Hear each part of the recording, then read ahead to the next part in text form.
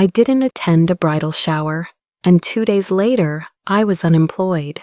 No warning, no explanation. Beyond, you're not a cultural fit. Funny how culture suddenly matters when the CEO's niece throws a tantrum. I was one of the top engineers at Stratotech.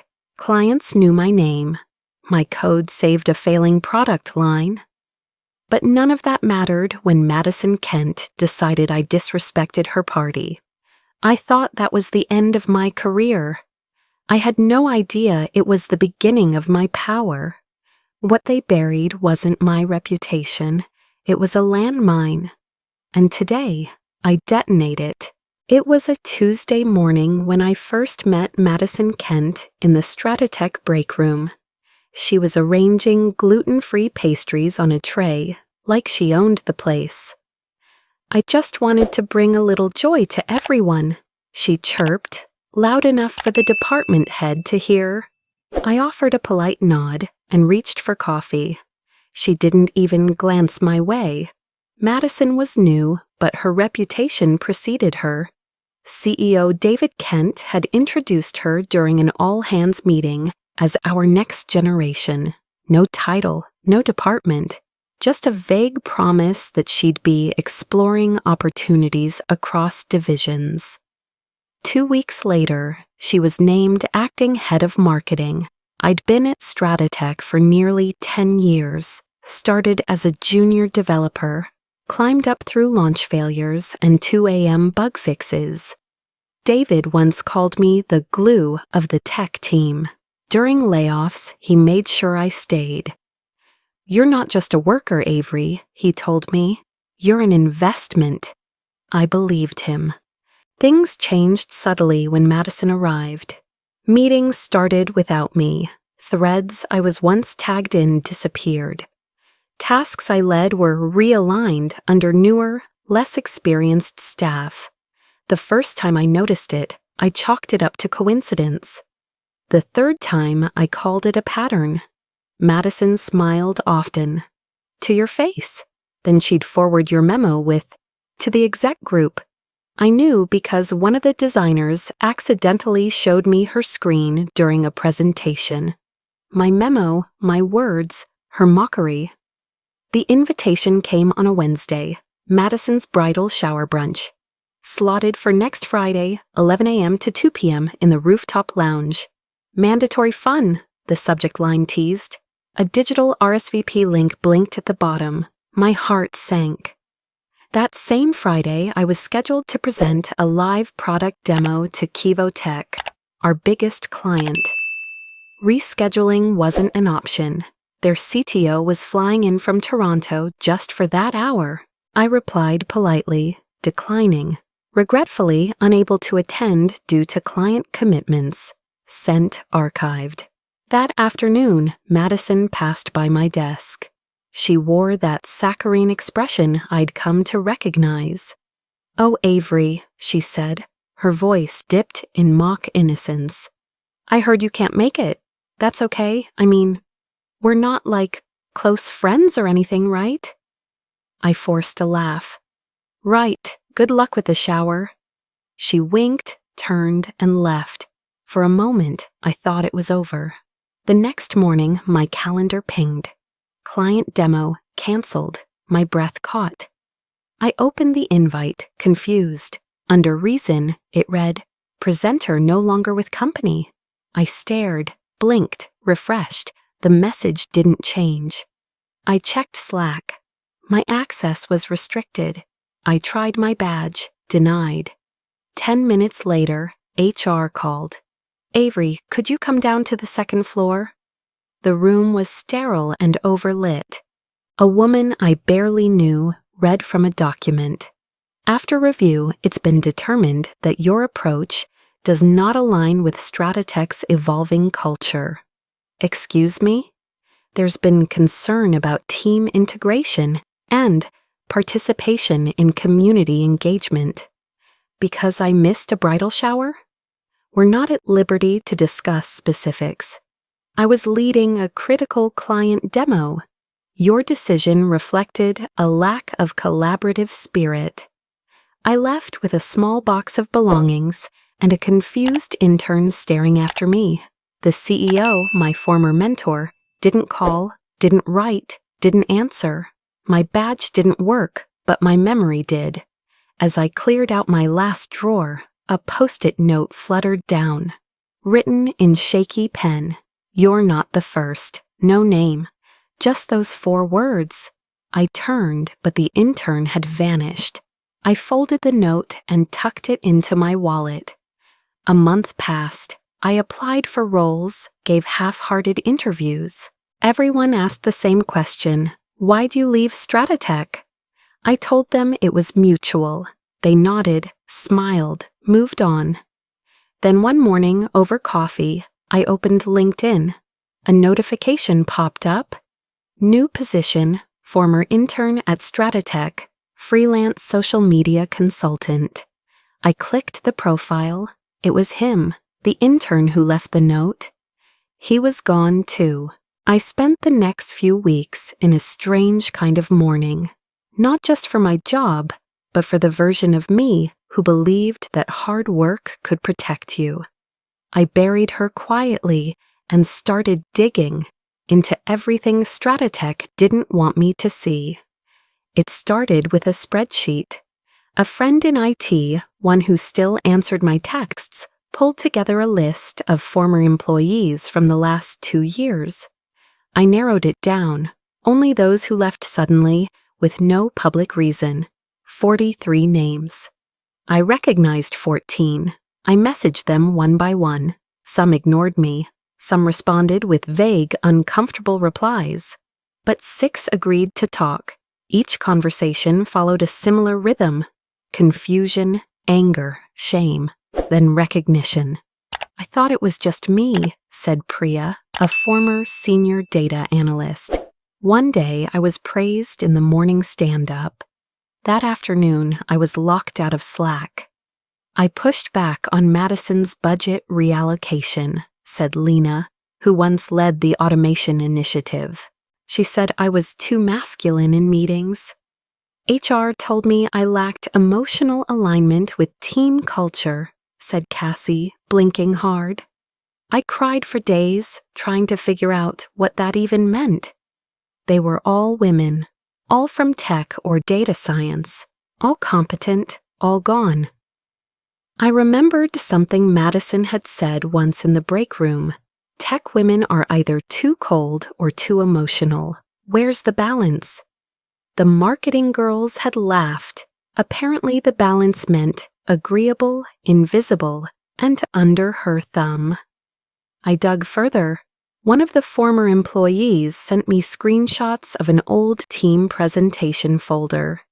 Accidentally, among the assets, she'd saved an image, an iMessage screenshot, cropped awkwardly, but just enough. At the top, group chat, Big Boss and Maddie and Legal. The names below, David Kent, Madison Kent, HR lead, Julie. I zoomed in. Madison had shared a selfie of 2 employees talking in the cafeteria captioned, "Plotting their next rebellion. Should I poison their kale?" Followed by 3 laughing emojis. The next day, one of those women was let go.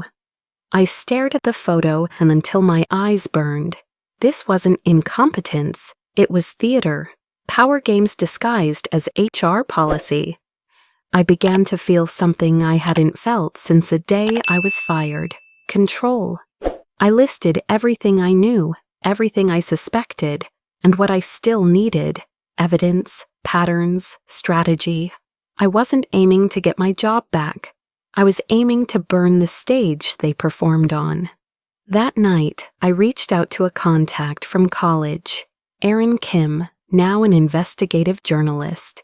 I pitched her the outline, ending with, "I don't want this published, I want it understood." She agreed to help me verify everything off the record. "You're not trying to destroy anyone," she said. "You're trying to expose how they destroy people." Yes, but I also wanted them to feel what I'd felt. Helpless, stunned, discarded. I began reading labor law articles, learning about wrongful terminations, digital privacy boundaries, internal audit procedures. I took notes like I was cramming for the bar. I wasn't building a case. I was building armor. Weeks later, I sat across from Lena again, this time at a cafe in the city. She sipped her coffee slowly, her fingers still shaky, when she talked about her firing. "I trusted the wrong people," she said. I nodded. So did I. For a moment, we just sat. Two women who'd once walked the same halls, now sharing grief like old war buddies. It wasn't about revenge, not anymore. It was about ending the illusion that these kinds of losses were personal failures. Because they weren't, they were orchestrated. When I got home that evening, my inbox pinged. Subject, "You'll want to see this." From Anonymous. There was no message body, just an attachment and one line in the file name. Madison Private Dropbox Access. The news broke in whispers. David Kent had been hospitalized. Something about his heart. No one knew how bad it was, but by the end of the week, his schedule was cleared, his assistant was silent, and a temporary leadership board had taken over major decisions. In the quiet left behind, the real noise began. I waited 72 hours. Then I uploaded everything, my timeline, internal server logs, access trails, forwarded emails, screenshots of Madison's chats, into a secure drive and sent it anonymously to the internal compliance team, flagged urgent ethics review. Then I waited again. It didn't take long. 3 days later, I received a message through a secure, encrypted email account I hadn't used since college. Subject, "We need to talk. You're not wrong." I recognized the sender's name instantly, Richard Hale. Once, he'd been Stratatech's VP of Infrastructure. Now he sat on the board. He'd also been the one who encouraged me to join the company a decade ago. We met in a small cafe downtown, far from Stratatech's glossy windows. "You've been busy," he said, nodding toward his tablet. "Impressive." "I had time," I replied, "and a lot of questions." He tapped the screen. "This kind of documentation doesn't come from bitterness. It comes from precision. You've always had that." I let the compliment hang. "What now?" "We're forming a recovery task force, technical, structural, ethical. The board wants to clean house before David returns." I studied his face. "You want me on it?" "I want you to lead the tech audit." I raised an eyebrow. "Under whose authority?" He smiled. "Mine." I didn't say yes immediately. Instead, I set my terms. I want full access to all server logs, backups, email traffic, and permission to review every data pipeline tied to Madison's division. There was a pause, then a slow nod. "Granted." I signed the papers that night. Within 24 hours, I had access again. Only this time, I wasn't inside the system. I was above it. I dove into the archived directories, combing through permissions, hidden folders, and shared drives. Madison's team had a pattern. They renamed sensitive files with generic titles, buried them under marketing campaign folders, and locked them with passwords that were, frankly, embarrassing. Champagne 123, really? It didn't take long to find it. A folder labeled Q3 brand assets contained an error report dated 3 months prior. The contents detailed a data leak from a failed e-commerce integration. Customer payment data had been compromised, minor but real. The report ended with a note. Flagged for immediate patch and PR response. Notified MK. But no patch had been issued, no response had gone public. Instead, the project had been sunsetted. And someone else, Jesse, a back-end dev, had been terminated the following week. I tracked him down through a mutual contact. He agreed to talk, hesitantly, over a Zoom call. His face was pale, eyes darting. "I thought it was my fault," he said. "I couldn't sleep. I thought I had ruined everything." "You didn't," I said quietly. "She used you as a scapegoat." He nodded, voice breaking. I almost did something I couldn't take back." My stomach turned. I ended the call, walked to my living room, and sat for a long time. Then I opened another folder, one I hadn't dared click before. It was a forwarded email thread labeled Urgent HR Escalation. Madison had attached a message that appeared to be from David Kent himself, short, clipped, but authoritative. "Please proceed with immediate action. This individual no longer reflects the values of Stratotech. DK." Except the metadata showed it wasn't from his address. It was from a dummy email created days prior. The IP trace led to Madison's laptop. She hadn't just manipulated the system. She had forged her uncle's authority. I played back the audio message embedded at the bottom of the file. Madison's voice giggling. "It's not illegal if no one checks. Besides, David trusts me. I practically speak for him already." I closed my laptop, heart pounding, not with rage, but with something colder. Purpose. Then, the next morning, a FedEx envelope landed at my doorstep. It was an official invitation to Stratotech's quarterly board celebration. A note in elegant script: "Join us in recognizing key contributors to our company's continued success. Special honors to be presented to Madison Kent for her innovative leadership and team spirit." The room shimmered with praise before I even stepped in. Crystal glasses clinked. Laughter echoed off the sleek marble walls.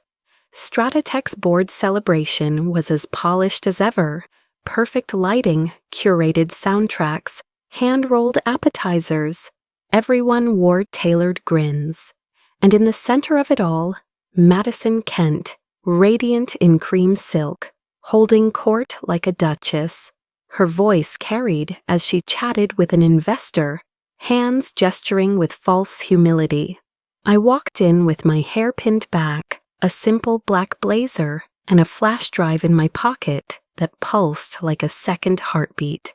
The receptionist handed me a program. Madison's name was bolded on the second page. Special Recognition, Leadership and Innovation Award. I didn't sit. I waited near the back, scanning for the faces I needed. Richard Hale caught my eye and gave the barest nod. He knew.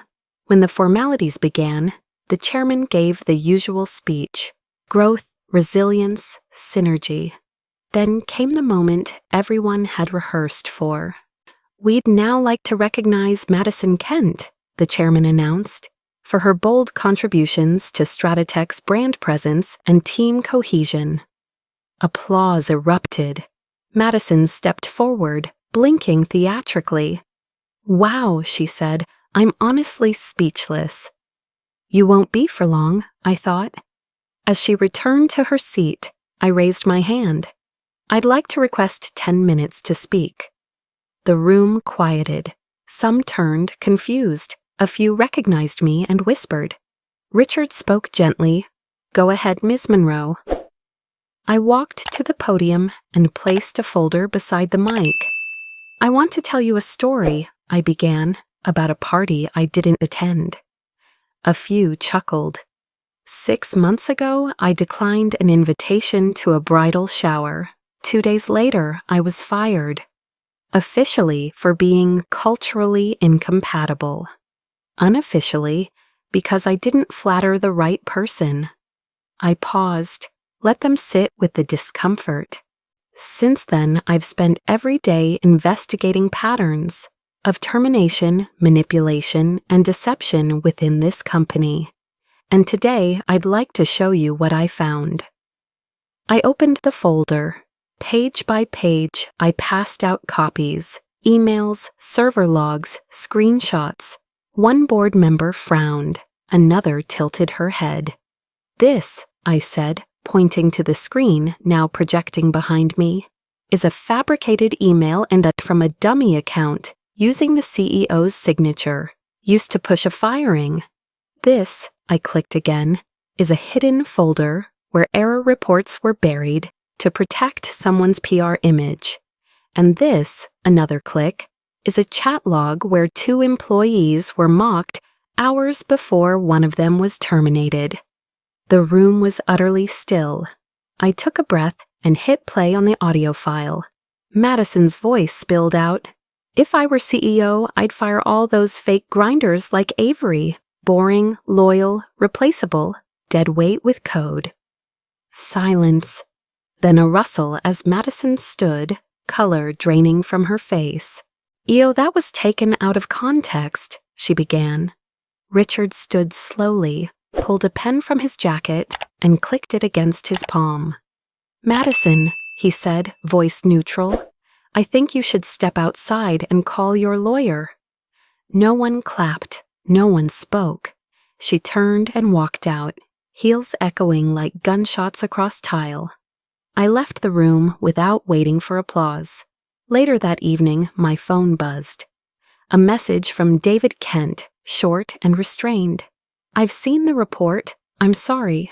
I didn't reply. I didn't need to."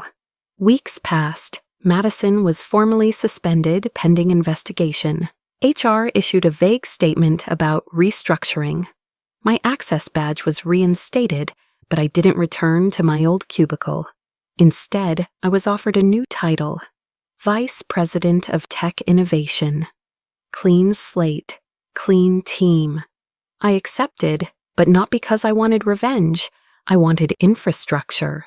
I spent my first week cleaning old files, resetting protocols, rebuilding a team that valued results over relationships. But one evening at home, I found a box labeled Stratotech Day 1. It was filled with mementos, old launch stickers, team photos, a note from my first manager that read, "Keep pushing, you're going places." I sat cross-legged on the floor, a soft jazz playlist playing in the background. For the first time in months, I allowed myself a breath not filled with strategy or anger. I stared at the photo of me, younger, wide-eyed, standing beside a whiteboard covered in code. Somewhere along the way, I'd become the person others feared. Not because I was cruel, because I remembered. Just before midnight, I checked LinkedIn out of habit. Madison Kent had updated her profile. Beauty influencer, self-made entrepreneur, Chuckwood digital detox advocate. She always did love a good story. The new office was quiet, not because no one was working, but because no one was afraid anymore. Fear used to hum under every email, every coffee break, every nod in the hallway. Now, in the tech division I led, there was space to breathe. I started with the obvious, transparency. Every role, every performance metric, every promotion path was published and accessible. We overhauled HR protocols with external consultants. I banned anonymous complaints unless backed by data or cross-verified behavior. Toxic secrecy was no longer an acceptable currency. Then came the reporting system. I called it Safe Voice. Employees could now report harassment or manipulation through encrypted submissions reviewed by a rotating panel, not just HR. Each panel included a rotating peer advocate trained in conflict response. No more quiet firings behind boardroom doors. If someone left, the why would be documented and justified. By week 3, I'd met with every department connected to tech. I didn't lecture. I listened. I wanted the scars. I needed to see where trust had been breached so I could stitch it back together. One afternoon, during a company-wide Q&A, I made an open call. If you've ever felt silenced, erased, or discarded, my office is open for stories, for strategy, for solutions. The next day, I received 17 emails, some long, some a single line. One simply read, "Thank you for not letting her win."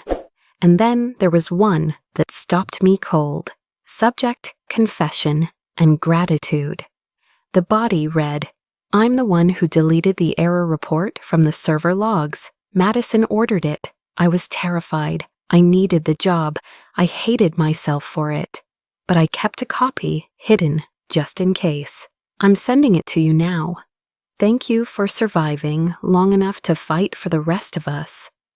Attached, the original metadata trace of the security breach, clean, unedited, time-stamped. For a moment, I just stared at the screen, not because I was shocked, but because I realized something else. Survival isn't the final act. Structure is. I forwarded the file to legal. Then I deleted the confession from my inbox, but not from my memory. A week later, my assistant knocked on the glass wall of my office. "There's someone from Techstars Summit asking if you'll keynote this year," she said, holding a sleek envelope. I opened it. Inside was a formal offer. They wanted me to speak about leadership. I smiled, wry, half amused. The girl who got fired over finger sandwiches was now the face of rebuilding corporate integrity. A month before the keynote, I published an op-ed. I skipped a bridal shower and saved a system. It wasn't revenge, it was clarity. I wrote about what silence costs, how systems fail when power goes unchecked, and how it only takes one party invite to show you the hierarchy was always a masquerade. The piece went viral. Thousands of comments, shares, retweets, DMs. Other women messaged, they fired me because I didn't laugh at his joke. They said I wasn't team-oriented because I had a miscarriage and missed the retreat. I thought it was just me. It was never just me. Then Madison reappeared. She posted a long piece on Medium titled, "My Truth, How I Was Betrayed by Corporate Feminism." It was a confusing mix of victimhood and veiled attack. She painted herself as a misunderstood leader, targeted by internal politics, and claimed I'd weaponized empathy to build my own empire. The media didn't bite, not anymore. Too many receipts had already surfaced. The comment section turned quickly. Even her own former team didn't come to her defense. I didn't respond. Not publicly, not privately. I didn't need to. But the sting of it lingered. One evening, I visited my mother. She'd watched the entire storm unfold from afar, never once pushing, just sending me quiet texts. "Proud of you. Call when you can. I made lasagna." Over coffee, she finally said, "You've built something permanent, but you're still holding a piece of what they broke." I looked at her, surprised. "I'm not angry," she smiled. "I didn't say you were, but forgiveness isn't about letting someone else off the hook. It's about putting down the weight so it doesn't shape what you build next." I exhaled, long and slow. "I'm not good at forgiving." "Maybe not, but you're good at knowing when it's time to stop bleeding." We sat in silence, the way only family can, without needing to explain everything. The next morning, I walked into the office lighter than I had in months. The whiteboards were full of new ideas. The team was laughing over iced coffee, debating tech stacks, arguing respectfully over architecture choices. No fear, just momentum. That afternoon, I got an email from David Kent. Subject, retirement discussion. "I'd like to speak privately about my exit plan. You've earned more than just a title, Avery. You've earned the right to choose what comes next." David's office was darker than I remembered. Not in lighting, he always preferred natural sun pouring in. But in atmosphere, The shelves, once stacked with books and awards, were half cleared.